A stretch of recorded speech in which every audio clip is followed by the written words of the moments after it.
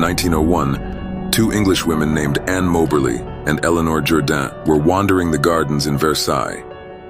The women were on the hunt for the Petit Trianon, Marie Antoinette's humble getaway in the gardens of the chateau. The pair became lost and found themselves in front of a decrepit old farmhouse with an ancient plow parked out front. Suddenly, Anne and Eleanor saw two men walk past them, wearing, as they put it, long grayish-green coats with small three-cornered hats. The friends also said that they immediately felt a chill in the air and had the feeling that something wasn't right. Anne and Eleanor pushed these feelings aside and asked the men where they could find the Petit Trianon. The men told them to follow a nearby path. The women did, and came across a gazebo. They said that the dark mood that had overcome them in front of the farmhouse got even darker, and they saw a creepy-looking man standing by the gazebo. He shot them a few dirty looks, and the women went on their way.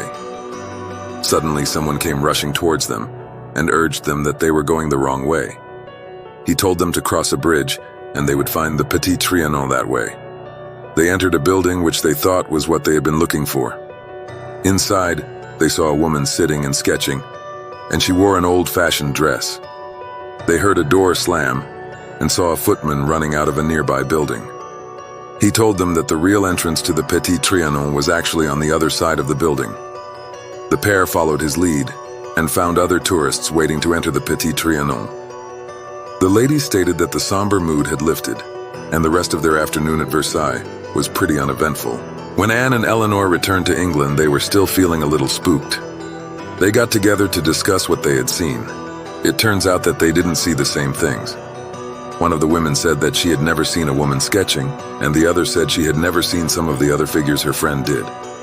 What? How could two women who were together not witness the same things? The women began to study paintings of Marie Antoinette and determined that the woman sketching was none other than the French queen herself. Eleanor decided to go back to Versailles the next year to try and trace her steps, and found that she couldn't. The decrepit farmhouse and the plow were no longer there. In fact, in the early 20th century, plows were not kept on the grounds at Versailles. But they were in 1789. The small bridge that the pair had crossed hadn't been there in 1901 either. But you guessed it, in 1789 there was.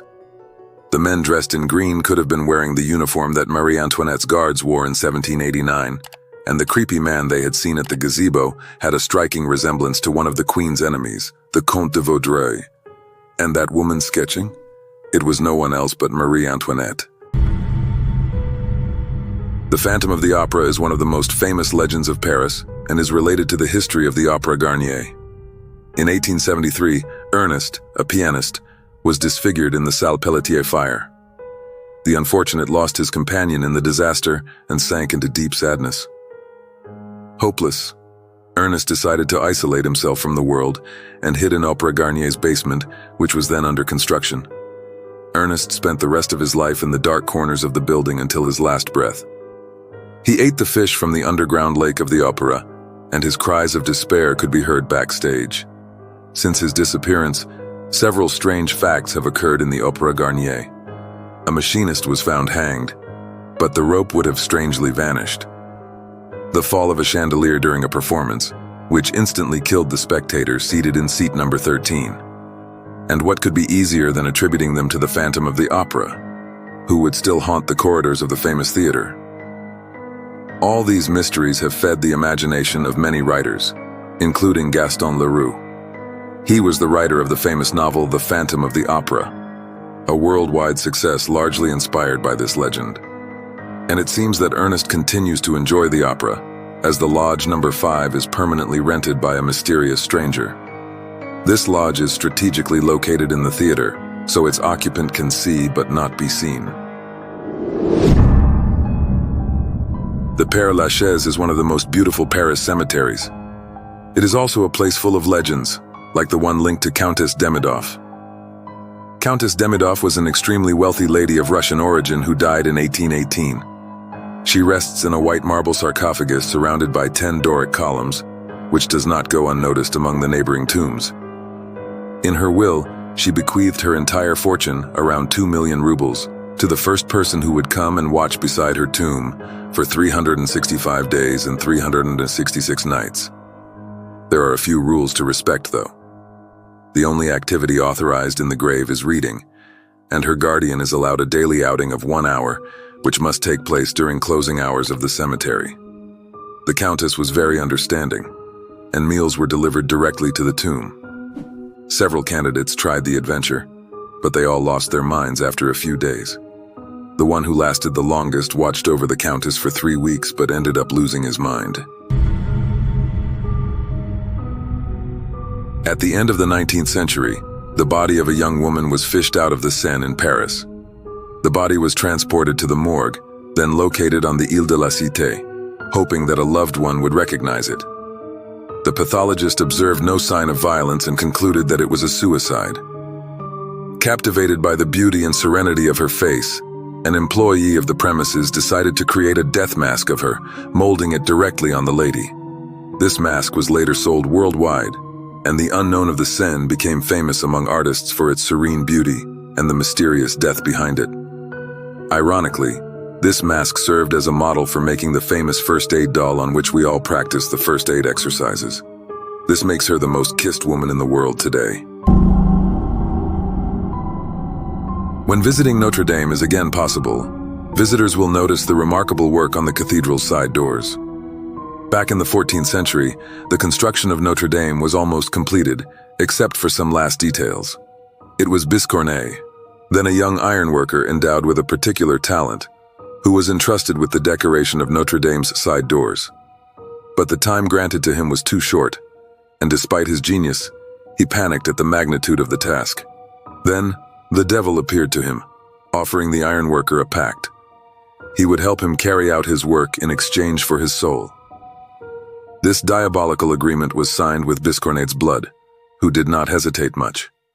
Despite Biscornet's efforts and never-ending working days, the door decoration was far from finished the day before the deadline. Exhausted and discouraged, he fell asleep in the middle of his work. When he woke up, the ironwork was miraculously finished and of incomparable finesse. Satan had kept his promise, and the doors were an absolute marvel. However, on the day of the inauguration of the cathedral in 1345, the sublime doors refused to open. The only way to unlock them was to sprinkle them with holy water. That same day, Biscornet mysteriously disappeared. The fittings of Notre Dame de Paris are among the most impressive metalworks of the Middle Ages. The welds of the fittings are so numerous and well executed that it is impossible to determine their number. Even today, the realization of this extraordinary work remains a mystery. Born in 1630, Marie-Madeleine Dreux-d'Aubray was the eldest of a family belonging to the great aristocracy. Despite her family's position and wealth, her childhood was far from happy. She lost her mother when she was a kid, and at the age of 7, she was raped by a servant. Then she had incestuous relations with her brothers. At 21, she married the Marquis de Brinvilliers, a prominent gambler too busy squandering his fortune to take an interest in his wife. The couple took up residence in a mansion on the old Rue Neuve Saint-Paul, in the heart of Le Marais neighborhood. Abandoned by her husband, she took the Chevalier Gaudin de Sainte-Croix as her lover. Her father totally disapproved of this relationship, and thanks to his good connections, managed to imprison the Chevalier Gaudin de Sainte-Croix in the Bastille. During his short time in the Bastille, Chevalier Gaudin de Sainte-Croix learned the art of poisoning with his cellmate Exili, a famous Italian chemist and poisoner. A few weeks later, Sainte-Croix was released from prison, and he taught all about poisoning to his mistress, who quickly became an expert in the subject. The Marquise exercised her new skills on her maid and patients at the Hôtel Dieu, taking care to note everything: doses, length of agony, etc. Then she took revenge on her old father, who had imprisoned her lover. Her brothers followed, suffering the same fate. In 1672, Gaudin de Sainte-Croix died. When his apartment was seized and emptied, a cassette containing numerous proofs incriminating the Marquise was found. The Marquise fled to London, then to Liège, but she was found and brought back to France in 1676, where she was condemned after trial. In 1676, The Marquise was taken to Place de Grève for her public execution by beheading. Because she was considered a witch, her body was thrown at the stake and her ashes were scattered in the Seine River. In her last confession, she admitted that there was a large network of poisoners in Paris, close to King Louis XIV, but she didn't disclose names. A real witch hunt was then launched. It was the beginning of the famous affair of the poisons, which made the French court tremble.